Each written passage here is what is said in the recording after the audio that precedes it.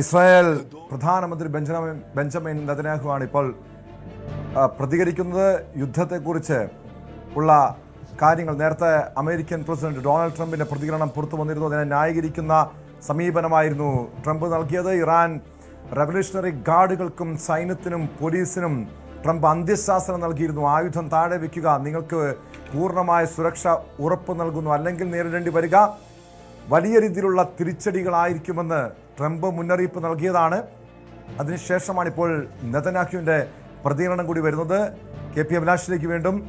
അഭിലാഷ്, ഈ രീതിയിൽ നേരത്തെ നമ്മൾ സൂചിപ്പിച്ചതുപോലെ ഈ ഇനിയുള്ള ഒരു ചർച്ചകൾക്ക് വീണ്ടും സാധ്യതകളുണ്ടോ? കാരണം തിങ്കളാഴ്ചയാണ് വീണ്ടും ചർച്ച നടക്കുമെന്ന് തീരുമാനിച്ചിരുന്നത്. കഴിഞ്ഞ ദിവസം ഈ രീതിയിലുള്ള ഇറാനും അമേരിക്കയും തമ്മിലുള്ള ചർച്ചയ്ക്ക് തൊട്ടു പിന്നാലെ ട്രംപിന്റെ ഭാഗത്തു നിന്ന് പ്രകോപനപരമായ പ്രതികരണം ഉണ്ടായിരുന്നു. ചർച്ചയിൽ തങ്ങൾ സംതൃപ്തരല്ല എന്ന് പറഞ്ഞിരുന്നു. എന്താണ് ഈ തിടുക്കപ്പെട്ടുള്ള ഈ ഒരു ആക്രമണത്തിന് കാരണമായത്? എന്തായിരിക്കും? പ്രത്യേകിച്ചും വീണ്ടും ചർച്ചയ്ക്ക് സാധ്യതകളുള്ളപ്പോൾ. ടോമ, ഞാൻ അതിലേക്ക് വരുന്നതിന് മുമ്പ് ഇപ്പോഴിതാ ഏറ്റവും പുതിയ വിവരം നമുക്ക് പങ്കുവയ്ക്കാനുള്ളത്, ഇറാൻ തിരിച്ചടിക്കുന്നു ഇസ്രായേലിൽ എന്ന് മാത്രമല്ല, ഇസ്രായേലിന്റെ പല ഭാഗങ്ങളിലും ഇറാൻ മിസൈൽ വർഷം തീർക്കുന്നു എന്ന റിപ്പോർട്ടുകൾ ആണ് ഇപ്പോൾ പുറത്തു വന്നുകൊണ്ടിരിക്കുന്നത്. അങ്ങനെ ഇസ്രായേലിന്റെ പ്രതിരോധ കവചങ്ങൾ മറികടന്നുകൊണ്ട് ഇറാന്റെ മിസൈലുകൾ ഇപ്പോൾ പലയിടത്തും പതിച്ചിരിക്കുന്നു എന്നാണ് നമുക്ക് റിപ്പോർട്ട് ചെയ്യാൻ സാധിക്കുന്നത്. അന്താരാഷ്ട്ര മാധ്യമങ്ങൾ അടക്കം അത്തരത്തിലുള്ള വിവരങ്ങളാണ് പങ്കുവയ്ക്കുന്നത്. അതായത് ഇസ്രായേലിലെ ജനങ്ങളോട് കനത്ത ജാഗ്രത പുലർത്താനുള്ള നിർദ്ദേശം നൽകിയിരുന്നു. പലപ്പോഴും നമുക്കറിയാം ഇസ്രായേലിന്റെ ഒരു പൊതു സ്വഭാവം, അവിടെ ഏത് നിമിഷം വേണമെങ്കിലും വാണിംഗ് അലാറം മുഴങ്ങുന്ന ഒരു രാജ്യമാണ്. അതിന് പ്രധാനപ്പെട്ട കാരണമെന്നത് ഈ ഹമാസിൽ നിന്നുള്ള ആക്രമണം ആയിരുന്നു. എന്നാൽ ഇപ്പോഴിതാ ഈ വാണിംഗ് അലാറമിന് തന്നെ പല സ്വഭാവമാണുള്ളത്. ഏറ്റവും സുരക്ഷിതമായ ഇടങ്ങളിലേക്ക് പൗരന്മാർ മാറണം എന്ന നിർദ്ദേശം ഇപ്പോൾ ഇസ്രായേൽ നൽകുമ്പോൾ, അതായത് ഇറാൻ കടുപ്പിച്ചിരിക്കുന്നു ആക്രമണം എന്നതാണ് എടുത്തു പറയേണ്ടത്. ഇറാന്റെ മിസൈലുകൾ ഇസ്രായേലിന്റെ പ്രതിരോധ സംവിധാനങ്ങളെ മറികടന്നുകൊണ്ട് വടക്കൻ ഇസ്രായേലിൽ ആണ് ഇപ്പോൾ പതിച്ചിട്ടുള്ളത് എന്നതാണ് നമുക്ക് മനസ്സിലാക്കാൻ സാധിക്കുന്നത്.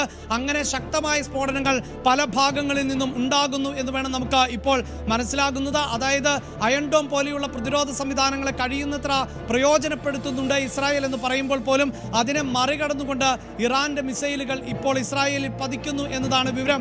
അങ്ങനെയെങ്കിൽ ഇത് വലിയ തോതിലുള്ള, അതായത് ഒരു പക്ഷേ അടിക്ക് തിരിച്ചടി എന്ന നിലയിൽ ഇത് അവസാനിപ്പിക്കുന്നില്ല, ഇതൊരു തുടർച്ചയിലേക്കാണ് പോകുന്നതെങ്കിൽ വലിയ അപകടത്തിലേക്ക് തന്നെയാണ്. കാരണം മറ്റൊരു യുദ്ധത്തിന്റെ സാധ്യതയാണ് മുന്നിൽ നിൽക്കുന്നത്.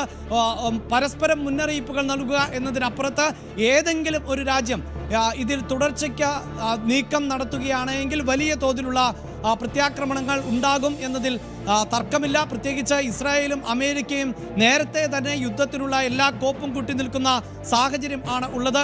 ഇറാനും പ്രതീക്ഷിച്ചത് തന്നെയാണ് ഇത്തരത്തിൽ ഒരു ആക്രമണം. അതുമാത്രവുമല്ല, അയത്തുള്ള ഖമനയി പലപ്പോഴായി അമേരിക്കൻ പ്രസിഡന്റ് ഡൊണാൾഡ് ട്രംപിന്റെ മുന്നറിയിപ്പുകളെ തള്ളിക്കളയുന്ന സാഹചര്യം കൂടി ഉണ്ടായിട്ടുണ്ട്. അമേരിക്ക നൽകിയ എല്ലാ വാണിങ്ങുകളും തള്ളിക്കളയുന്ന സാഹചര്യം കൂടി പലപ്പോഴായി ഉണ്ടായിട്ടുണ്ട് എന്നതാണ് എടുത്തു പറയേണ്ടത്. ഇപ്പോഴിതാ പുണ്യനഗരമായ ജെറുസലേമിൽ സ്ഫോടന ശബ്ദം കേട്ടതായി അവിടെ നിന്ന് റിപ്പോർട്ടുകൾ പുറത്തു വരുന്നു എന്നതാണ്. ഞാൻ നേരത്തെ അതാണ് സൂചിപ്പിച്ചത് ടോം. ജെറുസലേം പോലെയുള്ള ഒരു പ്രദേശത്തേക്ക് ആക്രമണം നടത്തുന്നുവെങ്കിൽ മലയാളികൾ ഉൾപ്പെടെ ആശങ്കപ്പെടേണ്ട സാഹചര്യമുണ്ട്. ഏറ്റവും കൂടുതൽ മലയാളികൾ ഉൾപ്പെടെ തീർത്ഥാടനത്തിൻ്റെയും മറ്റും ഭാഗമായി പോകുന്ന ഇടങ്ങൾ കൂടിയാണ്. ഒരു പക്ഷേ മലയാളികൾ കുടുങ്ങിപ്പോയിട്ടുണ്ടോ എന്നത് ജോർദാൻ പോലെയുള്ള മേഖലകളിൽ നിരവധി മലയാളികൾ തീർത്ഥാടനത്തിനായും ജോലിക്കായും പോകുന്ന സ്ഥലമാണ് ജെറുസലേം. അഭിലാഷ് സൂചിപ്പിച്ചതുപോലെ ഒരു ആശങ്കപ്പെടേണ്ട സാഹചര്യത്തിലേക്ക് നീങ്ങുന്നു. ഈ ഇറാൻ തിരിച്ചടിക്കുന്ന ഈ സാഹചര്യത്തിൽ ഏത് രീതിയിലുള്ള മുൻകരുതലുകളാണ് ഇസ്രായേലിന്റെ ഭാഗത്തു നിന്നുള്ളത്? അവിടെ അടിയന്തരാവസ്ഥ പ്രഖ്യാപിക്കുന്ന നടപടികളിലേക്ക് കടന്നിട്ടുണ്ടോ? ആളുകൾക്ക് കൃത്യമായ നിർദ്ദേശങ്ങൾ ജനങ്ങൾക്ക് നൽകിയിട്ടുണ്ടോ ഭരണകൂടം? തീർച്ചയായും ടോം, ഇതിൽ എടുത്തു പറയേണ്ടത്, അതായത് വളരെ കൃത്യമായ ഒരു ആക്രമണത്തിന് തയ്യാറെടുക്കുന്നു എന്ന വിവരം ഇസ്രായേൽ ജനതയെ അറിയിച്ചിരുന്നില്ല. ഒരു പക്ഷേ അങ്ങനെ അറിയിച്ചാൽ അത് ഇറാന് മുൻകൂട്ടി മനസ്സിലാക്കാനും അവർ പ്രതിരോധ കവചം തീർക്കുമെന്നും ഉറപ്പുള്ളത് കൊണ്ടായിരിക്കാം. പക്ഷേ ആക്രമണം നടത്തി അതിൻ്റെ പ്രത്യാക്രമണ സാധ്യത തിരിച്ചറിഞ്ഞ നിമിഷം തന്നെ ജനങ്ങൾക്ക് വാണി നൽകുകയും അങ്ങനെ അടിയന്തരാവസ്ഥ പ്രഖ്യാപിക്കുകയുമാണ് ചെയ്തത്. അതാണ് ഞാൻ സൂചിപ്പിച്ചത്. അതായത് ഇസ്രായേൽ സാങ്കേതിക രംഗത്ത് ഒരുപാട് മുന്നിൽ നിൽക്കുന്ന രാജ്യമാണ്. അതുകൊണ്ട് തന്നെ അവിടെ സാങ്കേതിക സാങ്കേതിക സംവിധാനങ്ങൾ ഉപയോഗിച്ചുകൊണ്ടാണ് ഈ അറിയിപ്പുകൾ വരുന്നത്. മൊബൈൽ ഫോണുകളിലേക്കും മറ്റുമൊക്കെ ആളുകൾക്ക് കൃത്യമായ അറിയിപ്പുകൾ വരുന്ന ഒരു സാഹചര്യമുണ്ട്. ഇസ്രായേലിലെ നിർമ്മിതികൾ പ്രത്യേകമായ സ്ട്രക്ചറിൽ ആണ്. അതായത് നമ്മുടെ നാട്ടിലേതുപോലെയല്ല. ഈ യുദ്ധ സാധ്യതകൾ കൂടി മനസ്സിലാക്കിക്കൊണ്ട് കെട്ടിടങ്ങൾക്ക് അണ്ടർഗ്രൗണ്ടുകൾ എന്നത് നിയമപരമായി അനിവാര്യമായ ഒന്നാണ്. അവിടെ പെർമിഷൻ ലഭിക്കണമെങ്കിൽ, കെട്ടിടങ്ങളുടെ പെർമിഷൻ ലഭിക്കണം എങ്കിൽ അടക്കം അങ്ങനെയുള്ള സംവിധാനങ്ങളിലൂടെ മാത്രമാണ്. അതായത് ഓരോ കെട്ടിടത്തിലും വളരെ കൃത്യമായി ആക്രമണം ഉണ്ടായാൽ സുരക്ഷിത താവളത്തിലേക്ക് മാറുവാനുള്ള സംവിധാനമുണ്ട്, കൂട്ടത്തോടെ മാറുവാനുള്ള സംവിധാനമുണ്ട്. അവിടുത്തെ നഗരപ്രദേശങ്ങളിലടക്കം സുരക്ഷാ ബങ്കറുകൾ ഉണ്ട്. ഇതിന്റെ പൊസിഷനുകൾ വളരെ കൃത്യമായി ജനങ്ങൾക്ക് അറിയാം. അതായത് ഓഫീസുകൾ പോലെയുള്ളവയുടെ പ്രവർത്തനം നടക്കുമ്പോഴാണ് ഒരാക്രമണം ഉണ്ടാകുന്നത് എങ്കിൽ ആ ഓഫീസിൽ നിന്ന് എത്ര പെട്ടെന്ന് സുരക്ഷിതമായ ഇടത്തിലേക്ക് മാറണമെന്ന് അവിടുത്തെ ജനങ്ങൾക്കറിയാം. ഓരോ വീട്ടിലും താമസിക്കുന്നവർക്കും വളരെ കൃത്യമായി അറിയാം ഇങ്ങനെയുള്ള സുരക്ഷാ സംവിധാനങ്ങൾ. അതോടൊപ്പം തന്നെ ലോകത്തിലെ തന്നെ ഏറ്റവും വലിയ പ്രതിരോധ സംവിധാനങ്ങളിൽ ഒന്നായാണ് അയൺ ഡോമിനെ കണക്കാക്കുന്നത്. അങ്ങനെയുള്ള രക്ഷാകവചങ്ങൾ ഉണ്ട്. പ്രത്യേകിച്ച് ഒരു ആക്രമണം നടത്തിയ സാഹചര്യത്തിൽ, അതായത് ഇസ്രായേൽ അവിടേക്ക് ഇറാനിലേക്ക് കരുതിക്കൂട്ടിയ ഒരു ആക്രമണം നടത്തിയ സാഹചര്യത്തിൽ ഈ പ്രതിരോധ സംവിധാനങ്ങളെല്ലാം 100% ഉണർന്നിരിക്കുന്ന സമയമാണ്. അതുകൊണ്ട് തന്നെ ഇറാൻ എത്ര വലിയ ആക്രമണം നടത്തിയാലും അതിനെ ചെറുക്കുവാനുള്ള തയ്യാറെടുപ്പുകൾ ഇസ്രായേലിന്റെ ഭാഗത്ത് നിന്ന് ഉണ്ടായിരുന്നു എന്നത് വ്യക്തമാണ്. ഇനി നമ്മൾ ശ്രദ്ധിക്കേണ്ടത് ഇസ്രായേലിന് പുറമെ അമേരിക്കയുടെ സൈനിക താവളങ്ങളിൽ ആക്രമണം നടത്തുമോ ഇറാൻ എന്നുള്ളതാണ്.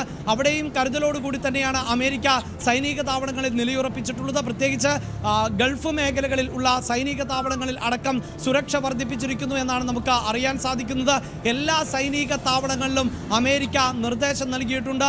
അതീവ ജാഗ്രത പുലർത്തണമെന്നും ഏതൊരാക്രമണത്തെയും മറികടക്കാൻ തയ്യാറാകണമെന്നും, അതോടൊപ്പം തന്നെ നേരത്തെ തന്നെ പുറപ്പെട്ട യുദ്ധക്കപ്പലുകൾ, വിമാനവാഹിനി കപ്പലുകൾ ഇവയെല്ലാം സജ്ജമായി തന്നെയാണ് നങ്കൂരമിട്ടിട്ടുള്ളത്. അത് ഇറാനെ ലക്ഷ്യം വെച്ചുകൊണ്ട് ദിവസങ്ങൾക്ക് മുമ്പ് തന്നെ നീങ്ങിയതാണ്. ഇറാനും അമേരിക്കയും തമ്മിലുള്ള ചർച്ചകളുടെ അടിസ്ഥാനത്തിലായിരിക്കണം ഈ വിമാനവാഹിനി കപ്പലുകളടക്കം പിന്തിരിയുക എന്നത് നമുക്കറിയാം. പക്ഷേ ഒരൊറ്റ കപ്പൽ പോലും പിന്തിരിഞ്ഞ സാഹചര്യമില്ല എന്ന് മാത്രവുമല്ല, ഇറാനെ വളയുന്ന തരത്തിൽ അവർ നിലയുറപ്പിച്ചിട്ടുണ്ട്. അതുകൊണ്ട് തന്നെയാണ് ഇറാന്റെ ഭാഗത്ത് നിന്ന് ഇനി ഉണ്ടാകാൻ പോകുന്ന പ്രത്യാക്രമണങ്ങൾ ആയിരിക്കും ഇനി യുദ്ധം തുടരുമോ എന്നതിൽ ഏറ്റവും നിർണായകമാകുന്നത്. നമുക്കറിയാം, പലപ്പോഴും ഒരു ആക്രമണം ഉണ്ടായാൽ ഉടനെ തന്നെ തിരിച്ചടിക്കുക എന്നതാണ് പൊതുവെ രാജ്യങ്ങൾ സ്വീകരിക്കുന്ന ഒരു നിലപാട്. ആ തിരിച്ചടിയാണ് ഇപ്പോൾ നടന്നുകൊണ്ടിരിക്കുന്നത്. ഇറാന്റെ തന്ത്രപ്രധാന കേന്ദ്രങ്ങളിൽ ഇസ്രായേൽ നടത്തിയ ആക്രമണത്തിന് തിരിച്ചടി ആരംഭിച്ചിരിക്കുന്നു. ഒരുപക്ഷെ ഈ വാർത്ത നമ്മൾ റിപ്പോർട്ട് ചെയ്യുമ്പോഴും പ്രേക്ഷകരോട് വളരെ കൃത്യമായി ആധികാരികമായി തന്നെ പറയേണ്ടത്, ഈ ആക്രമണത്തിന്റെ തീവ്രതയുടെ വിവരങ്ങൾ, നാശനഷ്ടങ്ങൾ ഇപ്പോഴും നമുക്ക് ലഭ്യമായിട്ടില്ല. കാരണം ഇറാനിൽ തന്നെ ഈ ആക്രമണം ഉണ്ടായി മിനിറ്റുകൾക്കകം അവിടുത്തെ കമ്മ്യൂണിക്കേഷൻ ബന്ധങ്ങൾ നിശ്ചലമാക്കിയ സാഹചര്യമാണുള്ളത്. ഇന്റർനെറ്റ് അടക്കം വിച്ഛേദിച്ചിട്ടുള്ള സാഹചര്യമാണ്. അതായത് ഈ ആക്രമണത്തിൽ എന്തൊക്കെ സംഭവിച്ചു, അതിൻ്റെ തീവ്രത എത്ര എന്നതൊന്നും വളരെ പെട്ടെന്ന് ലോകത്തിലേക്ക് അറിയാൻ സാധിക്കില്ല. അത്തരം കമ്മ്യൂണിക്കേഷനുകൾ എല്ലാം ഇപ്പോൾ ബന്ധിപ്പിച്ചിരിക്കുന്ന അവസ്ഥയാണ് ഇറാനിൽ ഉള്ളത്. അതുകൊണ്ട് തന്നെ എത്ര തീവ്രമായ ആക്രമണമാണ്, എത്ര വലിയ ആൾനാശമാണ് ഉണ്ടായത്. കൂടുതൽ വാർത്തകൾക്ക് News 18 Keralam YouTube channel subscribe ചെയ്യുക.